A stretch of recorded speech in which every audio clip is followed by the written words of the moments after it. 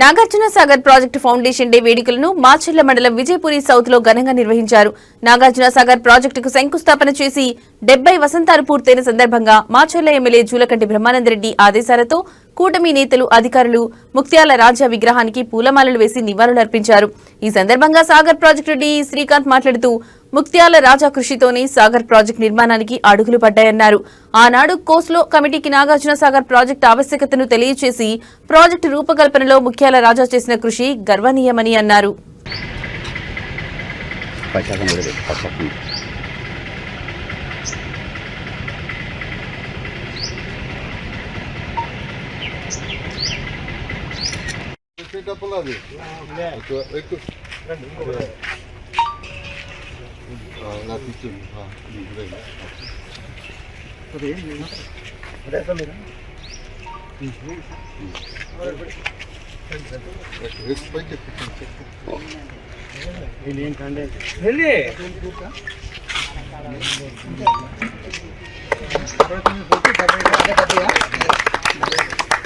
Sir కొంచెం ఒక్క నిమిషం ఫోటోలు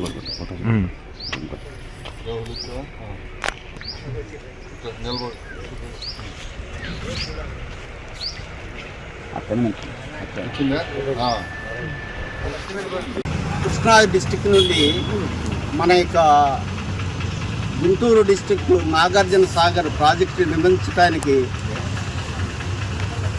అప్పట్లో ఉన్న నెహ్రూ ప్రభుత్వం ఇక్కడ డ్యాము నిర్మిద్దామని ఆయన ప్రపోజల్ పంపిస్తే మెడ్రాస్ను బెంగళూరు వాళ్ళు అంతా కలిసి ఇక్కడ డ్యాము ఉండొద్దు అని వాళ్ళ యొక్క నినాదంతో చాలా కాలము ఈ ప్రాజెక్ట్ అయితే వెనకబడింది.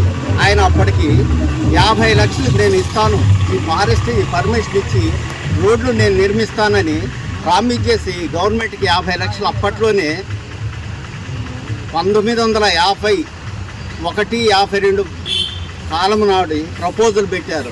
అప్పటికి 5 సంవత్సరాల నుండి వాళ్ళు ఎన్నో అభ్యంతరాలు వ్యక్తం చేసేసి ఇక్కడ డబ్బు లేదు, ఇక్కడ సరైన వ్యవస్థ లేదు, సరైన మార్గం లేదు, మార్గమధ్యం లేదు అని ఇలాంటి సాకులతో సెంట్రల్ గవర్నమెంట్ అప్పుడు ఇప్పటికీ ఆంధ్రప్రదేశ్ అంటే చాలా సులకలుగా చూసే విధానం వాళ్ళకు ఉంది.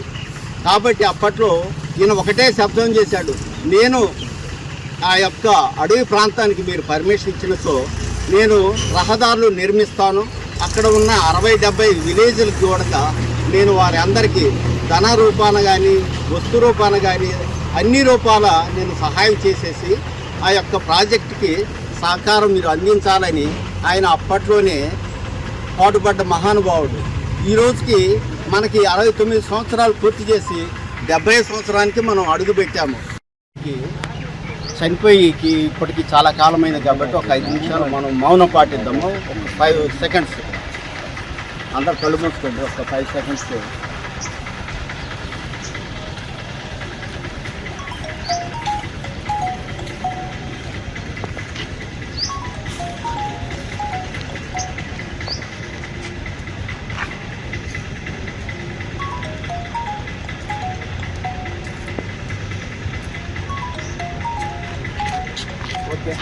అమర్ హై రాజావారు, అమర్ హై రాజావారు, అమర్ హై రాజావారు.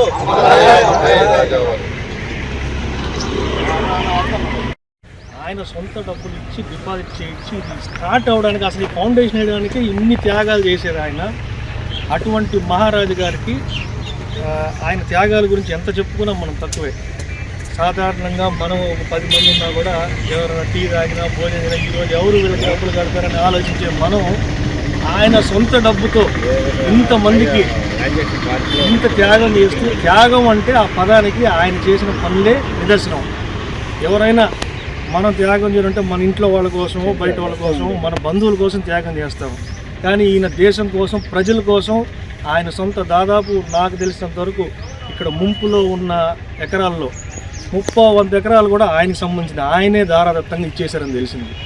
ఆయన సొంత ఖజానా నుంచి ఆయన డబ్బులు ఇచ్చి ప్రజల కోసం, ఎవరో వాళ్ళ బంధువుల కోసమో ఇది చేయడం కాదండి, దేశం కోసం త్యాగం చేసి ఆయన ఇచ్చిన ఆయన చూపిన ఈ బాటని అందరూ స్ఫూర్తిగా తీసుకుంటూ మన కోసం, మన బంధువుల కోసం, మన వాళ్ళ కోసం అందరూ కలిసి అన్ని త్యాగాలు ఆయన నుంచి ఎలా చేయాలి, ఎందుకు చేయాలి అనేది తెలుసుకొని ఇంకా ముందుకు వెళ్తూ ఉండాలని మనస్ఫూర్తిగా కోరుకుంటున్నానండి.